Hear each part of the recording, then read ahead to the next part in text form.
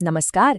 आज हम एक फिल्म प्रोमो के बस कुछ सेकंड्स में छिपी एक शानदार कहानी को डीकोड करने वाले हैं।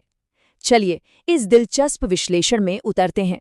तो शुरुआत करते हैं उस एक लाइन से जो सबको सोचने पर मजबूर कर देती है कि भैया चल क्या रहा है। फिल्म के पहले ही लुक में जो ये तेज तर्रार और थोड़ी अजीब सी बातचीत सुनाई देती है ना, वो असल में एक बहुत ही चालाकी से बनाई गई कहानी की पहेली है।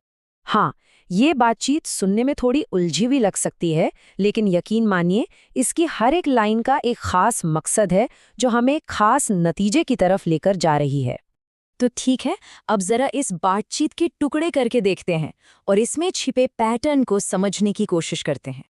तो देखिए, सबसे पहले बात होती है माँ के नामों की। बानी और प्रीत दोनों बिल्कुल अलग हैं, इससे एक बेसलाइन सेट हो जाती है। फिर आते हैं पिताओं के नाम, यश और जस, ये भी अलग हैं।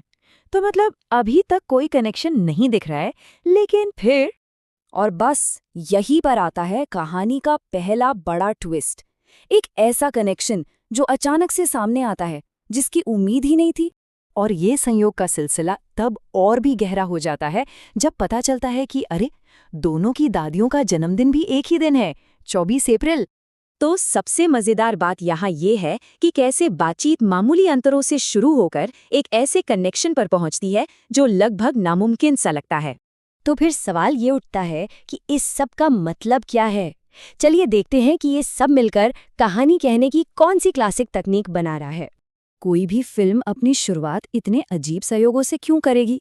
देखिए, ये कोई रैंडम डायलॉग नहीं है, बल्कि ये ऑडियंस से कनेक्ट करने का एक बहुत ही स्मार्ट तरीका है।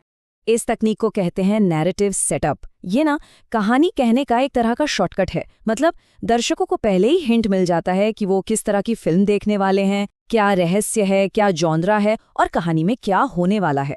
तो बस कुछ ही लाइनों में ये प्रोमो हमें इशारा दे देता है कि कहानी में किस्मत का खेल होगा, गलतफहमियां होंगी और हो सकता है कि कोई डबल रोल भी हो। इस पहेली के जो आखिरी टुकड़े हैं ना, वो फिल्म के टाइटल और टैगलाइन में ही छिपे हुए हैं।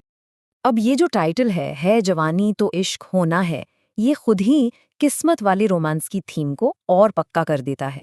ये सीधे सीधे उसी आइडिया से जुड़ता है कि कैसे दो लोगों को कोई अनजानी ताकत या फिर अजीब अजीब से संयोग एक दूसरे के करीब ले आते हैं। और अगर इसके बाद भी कोई शक बचा हो तो ये tagline double double love story film के मेन कॉन्सेप्ट को एकदम साफ कर देती है। तो ये टैगलाइन उस पहेली का आखिरी जवाब है जो शुरू की बातचीत ने हमारे दिमाग में खड़ी की थी। कोई कंफ्यूजन नहीं बचता। ये दिखाता है कि फिल्म मेकिंग में कम शब्दों में ज्यादा बात कहना कितना पावरफुल हो सकता है, जहां हर शब्द को सोच समझ कर चुना जाता है ताकि कहानी शुरू होने से पहले ही उम्मीदों का एक पूरा जहां बन जाए।